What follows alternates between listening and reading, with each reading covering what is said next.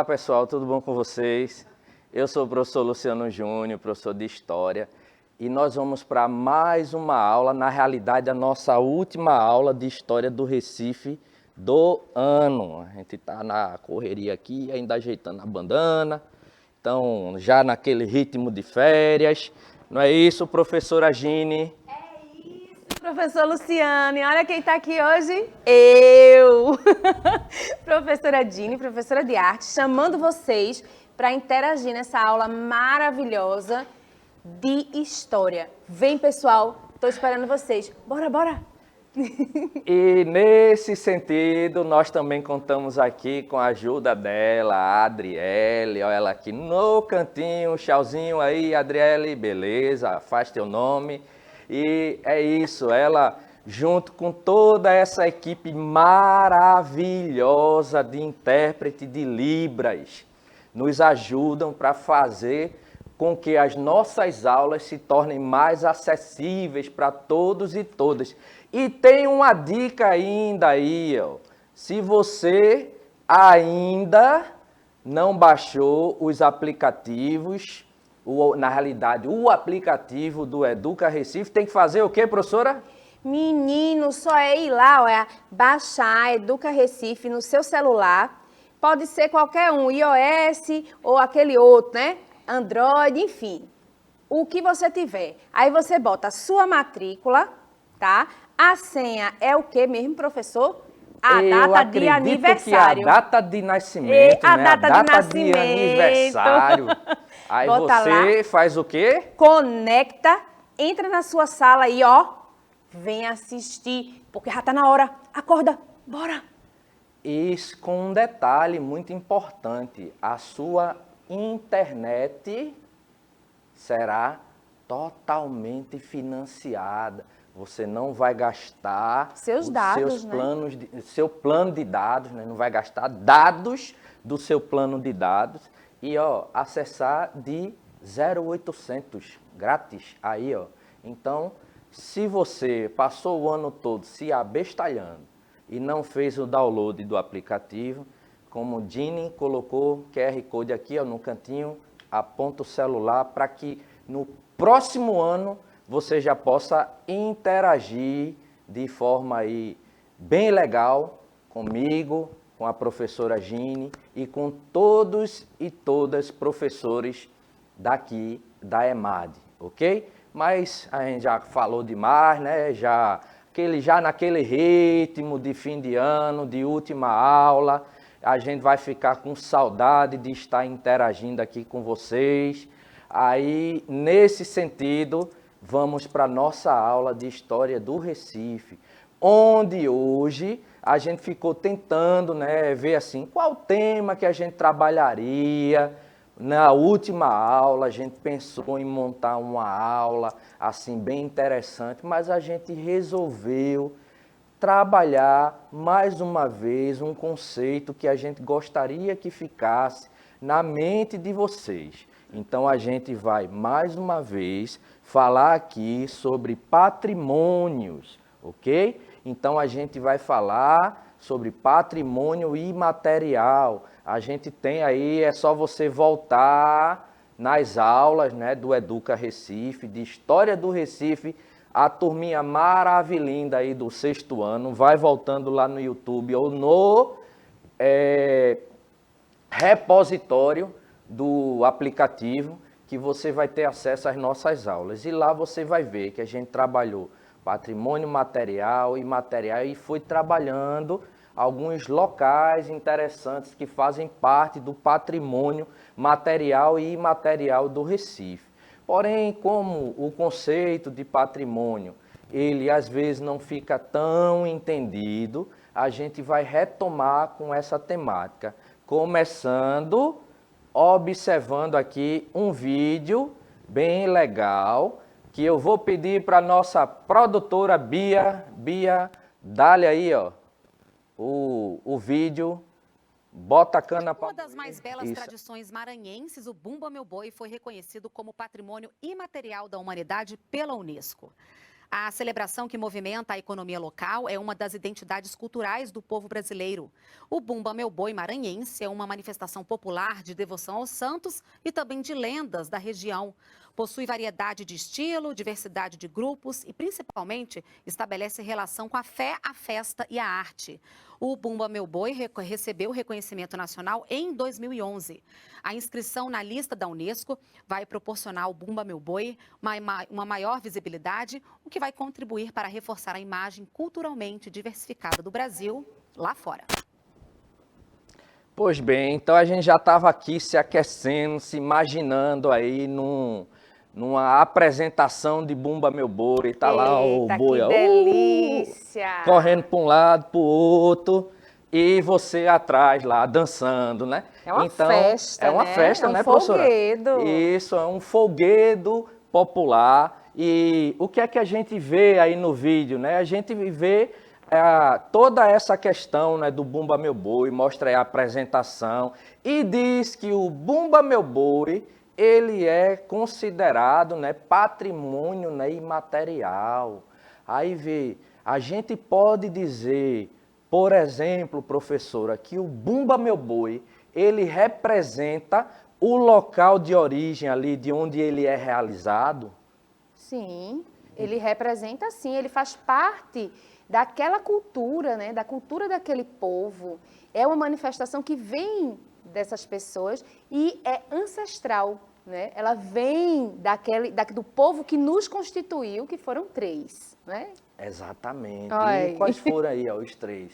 Se você sabe quais foram esses 3 povos, interage aí com a professora Dini no chat, que ela tá aí, ó, doidinha aí esperando a interação de vocês. Chega, tô Que solitária, é professora solitária. Luciana. Então, vejam só, a gente tem, né, o Bumba Meu Boi como um patrimônio não somente do Amazonas, né, mas também do Maranhão, porque são os locais onde ele tem uma maior tradição de apresentações. Você sabia, por exemplo, que nesses locais, principalmente no Amazonas, foi construído um bumbódromo Uau! somente para a apresentação anual do Bumba Meu Boi. No carnaval a gente tem, né, locais assim bem movimentados aqui em Recife, como o próprio centro do Recife, por onde desfila ali o Galo da Madrugada, mas a gente tem também a cidade de Olinda, onde a gente tem o desfile dos blocos de rua, né, do carnaval lá do frevo, dançando. Ontem a gente teve uma confraternização maravilhosa aqui, a gente teve o professor de Educação Física, Heleno, lá dançando, ó, o frevo, dançando lá, aquela coisa. Eu sou péssimo para dançar frevo, não aprendi. Vou precisar de umas aulas de frevo com o professor Heleno. Mas vejam, então nesse sentido, a gente tem o frevo, né? Quando a gente fala em frevo, lembra logo do Recife. Quando a gente fala em Bumba Meu Boi, a gente lembra logo do Maranhão, né, e do Amazonas. Principalmente, né, as suas capitais, São Luís e Manaus, respectivamente, ok? Então, vejam, a gente está falando tudo isso porque essas manifestações, elas representam os seus locais, elas são quase que elementos que dão uma identidade, né, a esses locais. Você quando fala, por exemplo, Rio de Janeiro, você lembra do Cristo Redentor, você lembra do Pão de Açúcar, você lembra do carnaval, do desfile das escolas de samba. Você lembra até de um gênero musical, né? E também de uma dança chamada o quê? Samba. Samba, né? Então, a gente só lá, ó. No sapatinho. No samba lá, certo? Então, tá vendo? Eu sou péssimo para dançar. É isso aí, Bia. Pense num dançarino fuleiro. Então, vamos olhar algumas imagens, ok? A primeira delas a gente colocou aqui, ó, a imagem dos caboclinhos, ok? Que coisa mais linda, professor. E é bonito demais, é bonito demais. Aí, aproveitar para dizer que existem pessoas que têm um grande preconceito com relação a essas manifestações populares. Principalmente, né, porque essas ações, né, ou reações de preconceito, elas partem de premissas religiosas. A gente não está querendo dizer com isso, né, que essas religiões elas são ruins, né, que essas pessoas que têm as suas religiões, elas não têm direito de possuí-las, mas a gente está dizendo que às vezes, né, existem pessoas que têm o infeliz hábito, né, de demonizar tudo, né, considerar inclusive essas manifestações populares como coisa, né, do capeta, e que não são manifestações populares ancestrais, né, de povos do nosso país. A professora Dini falou que são 3 povos, ok? Se você ainda não interagiu com ela, vamos lembrar aqui, ó, o Brasil é formado pela mistura de 3 etnias, a branca europeia, a indígena brasileira e a negra africana. Então, os portugueses vieram para cá, encontraram com os povos originários indígenas que tinham uma rica tradição cultural e trouxeram para cá também os negros e negras escravizados. A mistura dessas 3 etnias resultou na gente, o povo brasileiro. Então, nós temos culturas ancestrais que fazem parte desse nosso patrimônio, como, por exemplo, né, a manifestação aqui do caboclinho. Então, bem característica aqui do estado de Pernambuco, né? Carnaval do estado de Pernambuco, a gente vê muitas desfiles, né, de grupos de caboclinhos. Professor Luciano, eu tenho até uma curiosidade para o senhor. O senhor sabia que em alguns estados do nosso país, a apresentação de Bumba Meu Boi, porque ela conta uma história, né? Isso. Uma das partes da história, um cacique, não é, faz o seu ritual, muito obrigada, faz o seu ritual para ressurgir o boi renascer. Então, existe nesse folguedo, existe o europeu, a parte europeia, que é o ciclo, né, o ciclo natalino. E existe os negros bastião, a questão que discute a questão, não é, da opressão do trabalhador, da pessoa negra, e também fala da nossa ancestralidade indígena. Então, veja, exatamente, né? Então, a gente vê em um único folguedo, né, popular, a gente vê aí traços da cultura das 3 etnias, né, que formaram, assim, ajudaram a constituir o povo brasileiro. Aqui outra imagem, essa daqui eu acho fantástica, eu acho esse desfile aqui fantástico, né? É o desfile dos bonecos gigantes. E onde é que isso acontece, gente? Onde é que isso acontece? Em Olinda. Então tá lá aqueles bonecos. E a gente cantando. Fica lá, aí o cara aqui, né? Tem um boneco lá, aí aqui você vai observar que esses bonecos são bem pesados. Então aí, ó, o camarada que vai carregar o boneco, ele já faz aí um processo de malhação aí, ó. Porque ele tem que comer, né, muito cuscuz, muito inhame, muita macaxeira, antes, né, da hora do desfile, para poder ali aguentar todo aquele desfile, né? E tem camaradas desse aqui que participam de um desfile, mas depois eles vêm para outro bloco e vão de novo com outro boneco. Então pense no preparo físico. Eu acho que quando eu não sei, Billy, e isso eu não sei se eu teria condições, né, de carregar um boneco desse, né? Eu acho que estou aí meio fora de forma. Até vou aproveitar as férias para ver se eu consigo resolver parte desse problema. Mas Billy, da produção aí, ele lembrou que tem também a corrida dos bonecos gigantes, né? Então, é um negócio engraçado, né? É muito interessante, né? Então, aqui, ó, Pernambuco de novo. E aqui, ó, essa eu acho fantástica, né? O desfile de maracatu, de baque solto. Oh, meu Ok? Deus. Então, se eu não estiver enganado, aí a professora Dini vai me ajudar.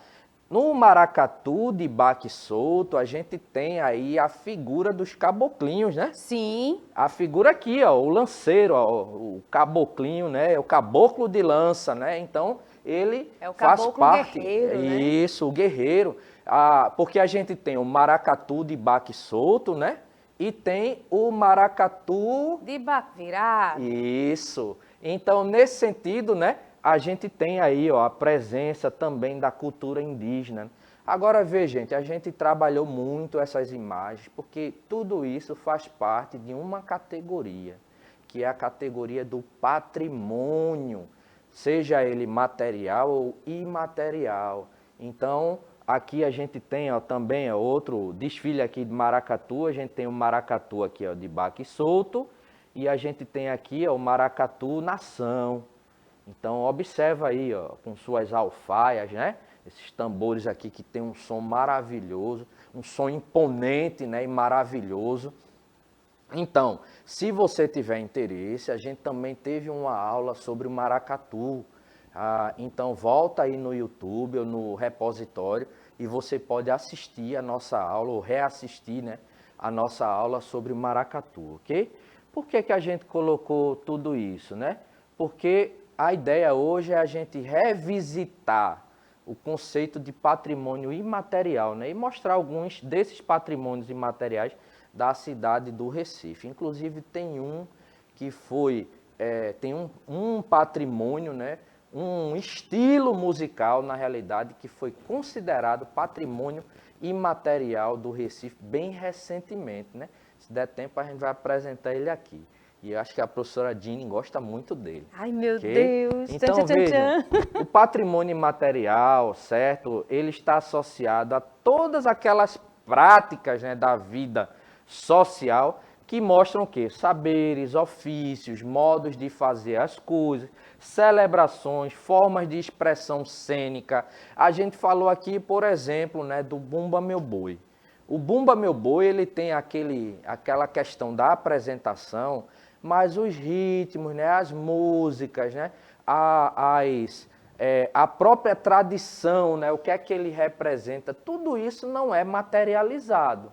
Então, se constitui dentro daquela perspectiva do imaterial, porque uma coisa ou é material, física, ou ela é imaterial, não física. Então, tudo aquilo que tem um status, né, embora possa ser representado, mas não tem um status permanentemente físico, tipo um conto, uma dança, uma música, uma forma, por exemplo, a tapioca.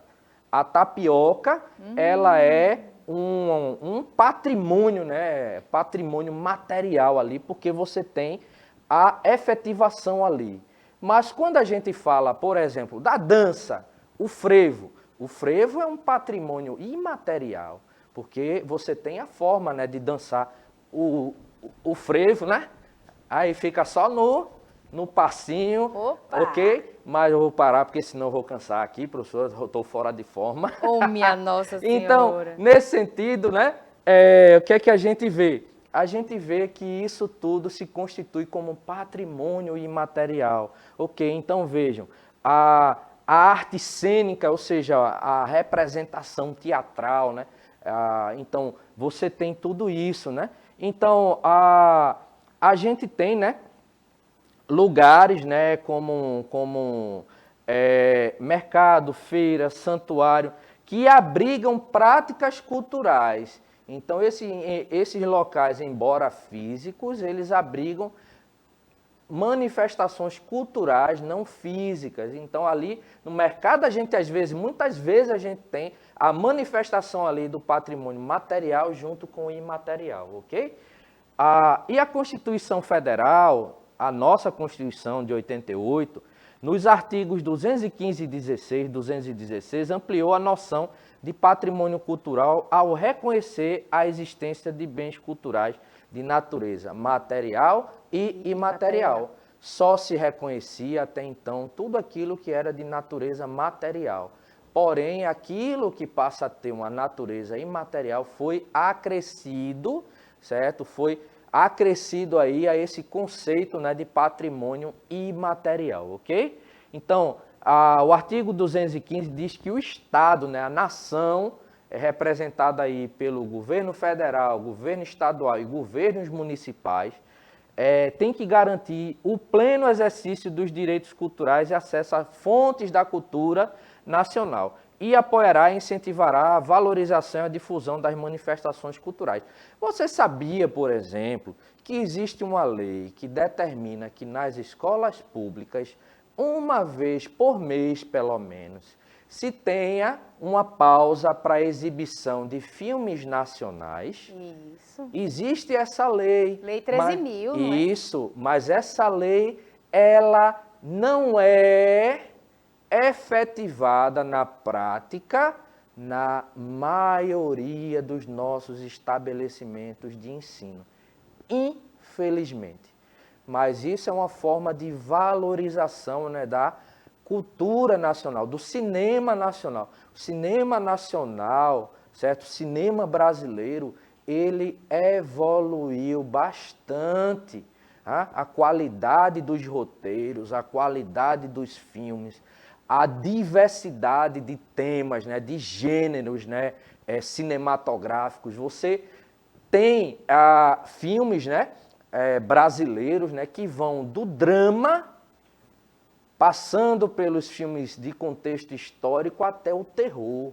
A gente tinha, inclusive, um ator, né, e produtor cinematográfico, né, que era especialista no gênero do terror. Que era o Mujica, né?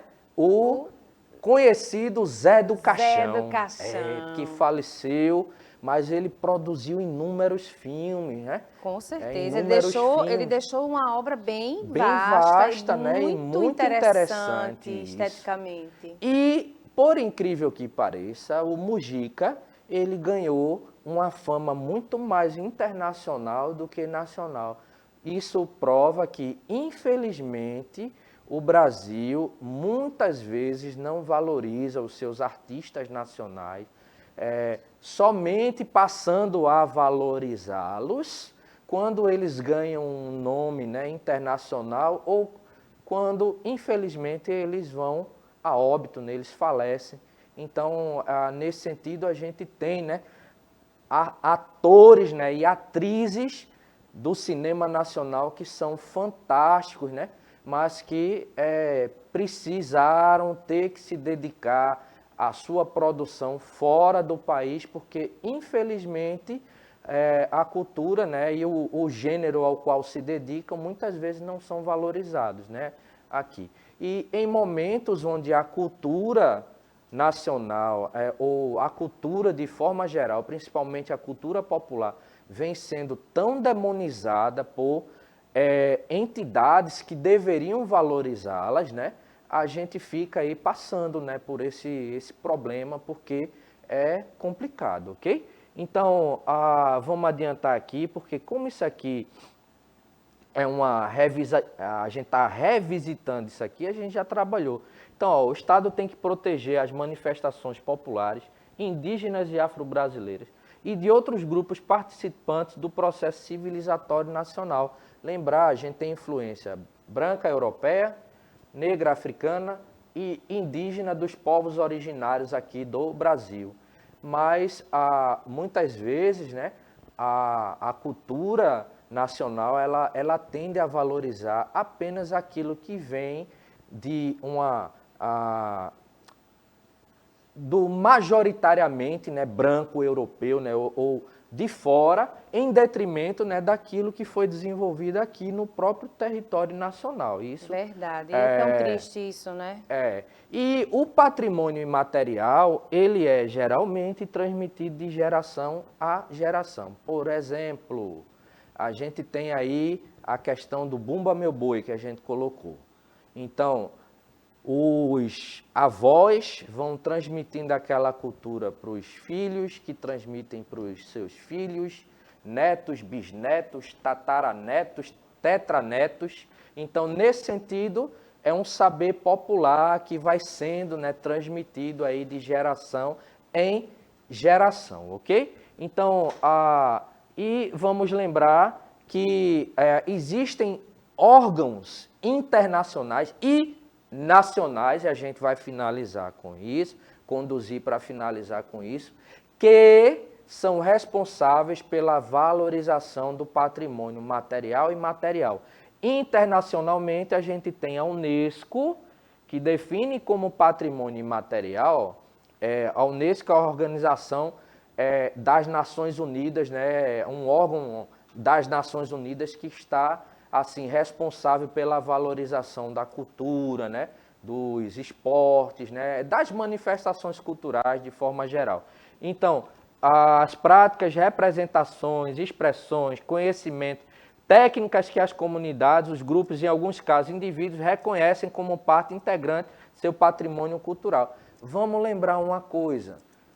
Antigamente, antes do desenvolvimento, né, um desenvolvimento maior da medicina, quando as mulheres elas iam dar à luz aos seus filhos, era comum que se chamassem, né, para ajudar no processo do parto, mulheres, geralmente, né, mais velhas, que eram as chamadas parteiras.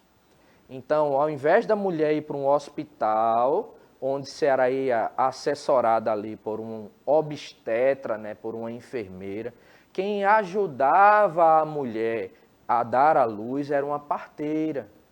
E existem locais onde as parteiras, elas foram reconhecidas como patrimônio daquelas localidades, porque é um saber popular que foi transmitido de geração em geração.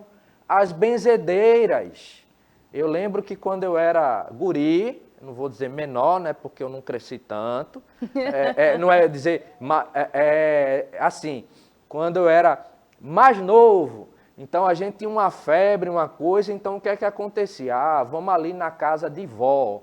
Vó era uma benzedeira que tinha lá na minha rua, certo? Infelizmente faleceu. A gente ia, ela pegava um galho de planta lá e começava lá a benzer a gente lá, a fazer umas rezas, daqui a pouco estava bocejando, né? E eu sei que a planta murchava e a gente acreditava que aquilo ali ia ajudar a gente, né, a melhorar. Então, gente, a gente vai só finalizar aqui, deixa eu adiantar, lembrando aqui da importância também do IPHAN, que se a Unesco é um órgão internacional, o IPHAN, Instituto do Patrimônio Histórico e Artístico Nacional, ele é responsável, né, por zelar pela preservação do patrimônio em nível nacional. E recentemente, né, a gente teve um episódio triste aí, onde o nosso presidente, né, da República, ele demitiu ali, afastou toda a direção do IPHAN, porque um determinado empresário estava construindo uma loja, e quando eles estavam cavando o terreno, acharam vestígios materiais ali históricos, né, peças de azulejo, né, bem antigas, datadas de períodos, né, de mais de 100 anos para cá, ok? E nesse sentido, o que foi que ele fez? Ao invés de ajudar o IPHAN, né, que havia barrado ali, né, a continuidade das obras, afastou todo mundo para que a obra continuasse. Então, contribuindo assim para que aquele patrimônio, né, que foi encontrado, ele fosse, né, soterrado mais uma vez pela construção. Então, eu acho que o presidente ele precisa estudar mais um pouquinho de história, né, professora? Ele precisa estudar, ponto, não é? Estudar mais um pouquinho de história para entender que quando o IPHAN ele faz, né, ele barra ali uma construção, é porque ali, naquele solo, existe um patrimônio, né, uma riqueza muito importante, né, e que aquilo ali faz parte da nossa cultura. História, da nossa então, cultura. vamos encerrar aí, deixando um recado aí para o presidente. Alô, presidente, aí, ó, você tem que estudar um pouquinho mais de história, né, Tá ok? E nesse sentido, gente, foi bom estar com vocês durante todo esse ano. E ano que vem a gente continua aqui. Então a gente se despede, agradecendo a Adriele, agradecendo a professora Dini e deixando aí para vocês um Feliz Natal, um próspero Ano Novo, saúde, paz aí para todo mundo e até o próximo ano, se assim Deus permitir, ok? Beijo, abraço e tchau, tchau, gente. Eu vou correr!